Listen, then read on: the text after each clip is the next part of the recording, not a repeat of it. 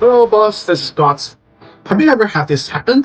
You just finished setting the parameters before this suddenly spikes. The transformer doesn't react in time, and the motherboard runs out. Today, I've got the power supplies that truly understand the chaos. Kaisi P5 high performance liner power supplies. A sweet-in-one device for repairing, testing, and charging. It's equipped with a 210-volt toroidal transformer for stable outputs, preventing motherboard damage caused by voltage fluctuations. With a 30-volt 5-ampere standard output, it delivers continuous and stable high power. For memories, resists negatively require common voltage settings.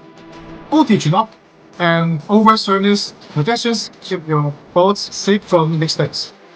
They can also automatically record peak currents, helping you monitor motherboard and battery status in real time. And easily detect storage issues. It supports PD20 plus fast charging protocol for quickly and accurate output.